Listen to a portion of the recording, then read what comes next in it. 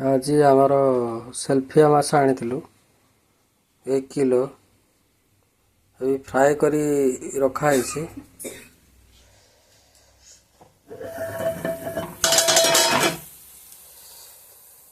ଏବେ ଆମର ଟମାଟୋ ପିଆଜ ରସୁଣ ଦେଇ ପୁରା ଫ୍ରାଏ କରାହେଲାଣି, ପାଣି ଫୁଟି ଆସିଲାଣି। ଏବେ ଦେଖନ୍ତୁ ଆମେ ମାଛ ଝୋଳ କରିବା। ଏବେ ମାଛ ପକେଇବା।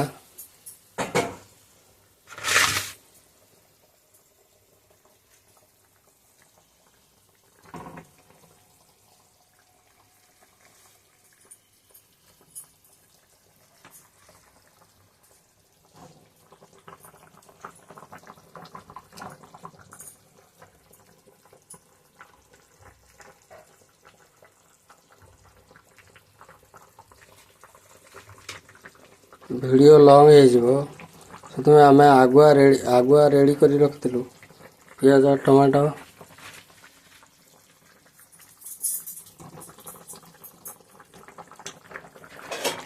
ଏବେ ମାଛ ପକେଇବା।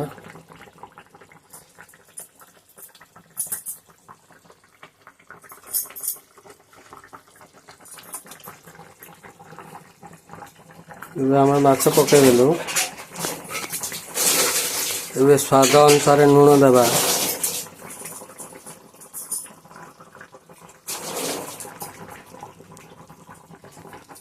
ଆମେ ସ୍ୱାଦ ଅନୁସାରେ ଲୁଣ ଅଲରେଡ଼ି ପକେଇ ସାରିଥିଲୁ। ଏବେ ଦେଖନ୍ତୁ ଗୋଟେ 10 ମିନିଟ୍ ପରେ ଆମର ରେଡ଼ି ହେଇଯିବ ମାଛ ଝୋଳ।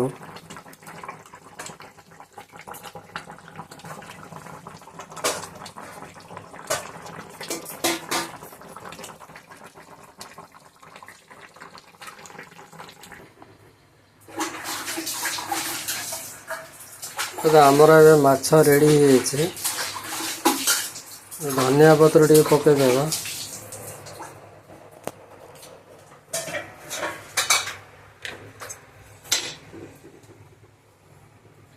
ଦେଖିବା ଟେଷ୍ଟ କରିବା।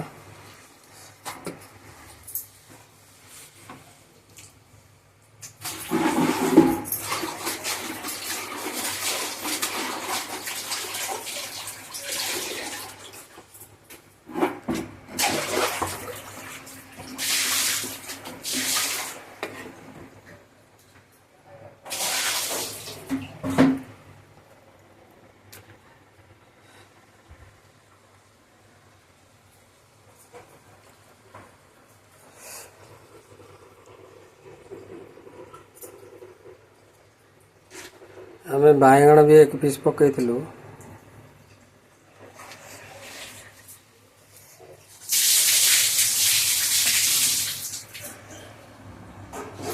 ଏବେ ଆମର ମାଛ ଝୋଳ ରେଡ଼ି ହେଇଗଲା।